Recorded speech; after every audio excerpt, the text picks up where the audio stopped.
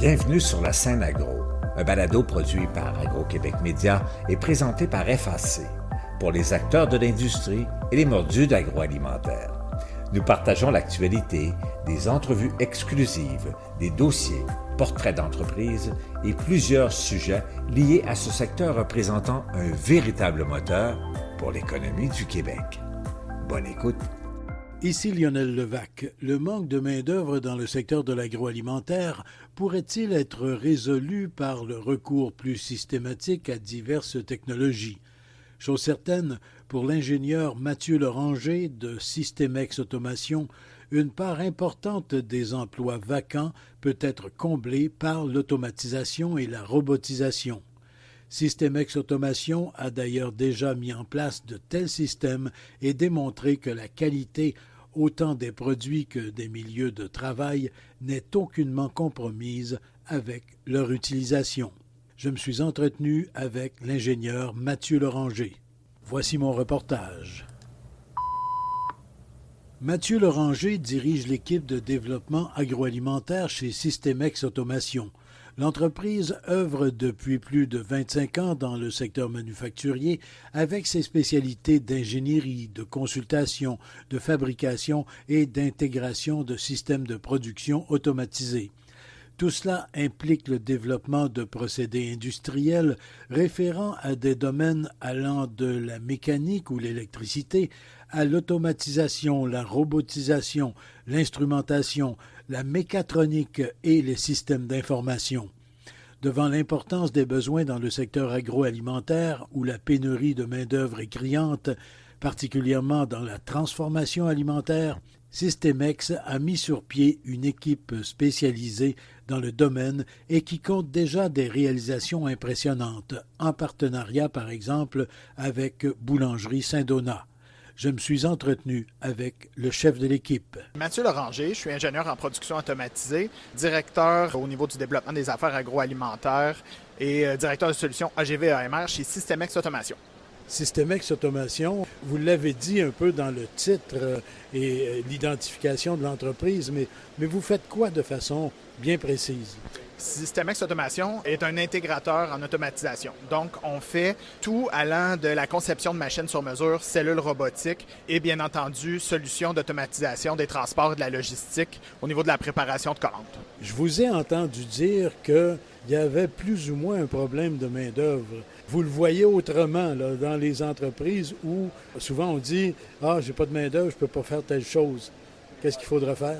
En fait, effectivement, il y a un enjeu de main-d'œuvre. On pense que l'enjeu de main-d'œuvre n'est pas une fin en soi, c'est un symptôme d'un sous-investissement qu'on voit qui dure depuis des années et des années au niveau de la qualité et de l'efficacité des opérations dans les usines de transformation agroalimentaire. Et donc, ça veut dire qu'il faut aborder de façon globale l'opération d'une entreprise ou l'opération dans des entreprises de façon à corriger ces situations-là. Oui, effectivement. La première étape pour améliorer nos opérations, c'est d'être capable de mettre en place des bons outils de mesure. Si on décide d'améliorer nos opérations, que ce soit par la formation de nos employés, par des meilleurs outils procéduraux, par de la supervision active ou par, nous, ce qui nous intéresse particulièrement, c'est des investissements en capitaux au niveau de l'automatisation des opérations, il faut commencer par se mesurer, être capable de mesurer nos performances actuelles pour fixer des objectifs futurs de nos investissements. Donc, on commence par bien se mesurer, bien évaluer nos façons de travailler, puis ensuite, on va se diriger vers des investissements en automatisation. Justement, ce que vous dites là, ça ne veut pas dire que, on investit dans des technologies et qu'on règle tout. Il faut penser autrement.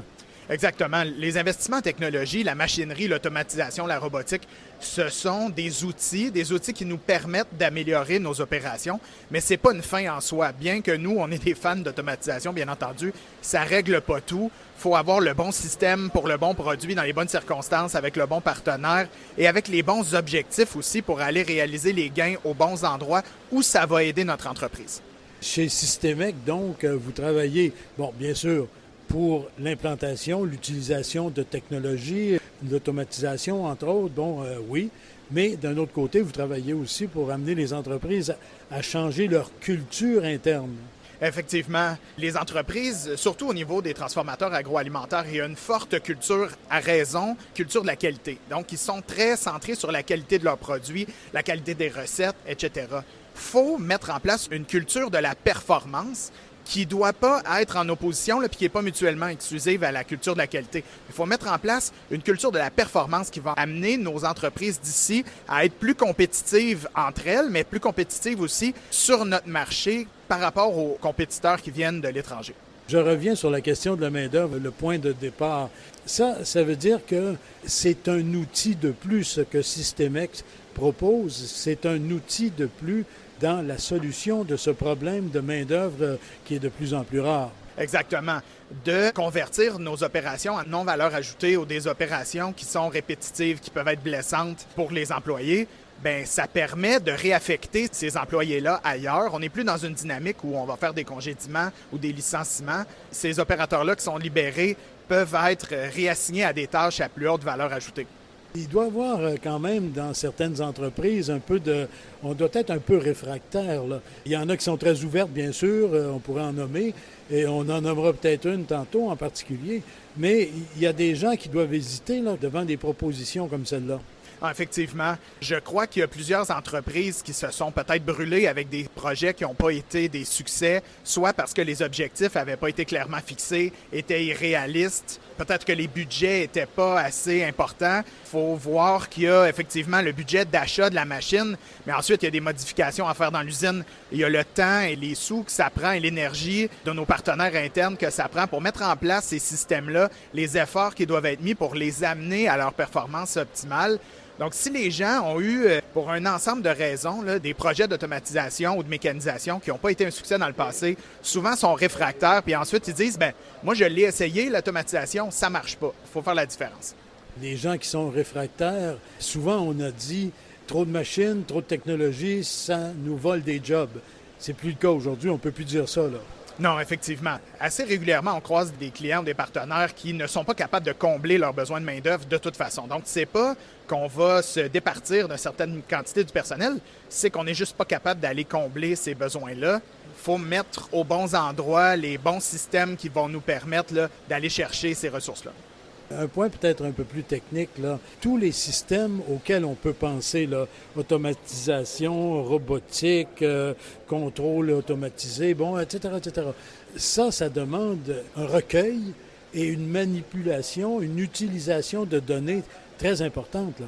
Oui, effectivement. On entend beaucoup parler là, du 4.0 puis de l'avènement du numérique. Ça peut amener toutes ces choses-là. Par contre, il y a beaucoup de clients qui ne sont pas nécessairement rendus à une maturité numérique suffisante pour faire du 4.0 à grande échelle. Par contre, on va être capable là, d'interconnecter les systèmes, d'éviter des doublons de saisie de données, d'amener une certaine part d'intelligence là, dans la sauvegarde des recettes, l'amélioration des processus, de réussir à mettre de l'avant des données de production. On parle souvent du TRG, là, des indices de qualité, d'efficacité, de cadence, de temps d'arrêt ou de disponibilité système, qui vont leur permettre de mettre en place de l'amélioration continue qui va elle-même permettre là, d'améliorer la performance de leurs opérations.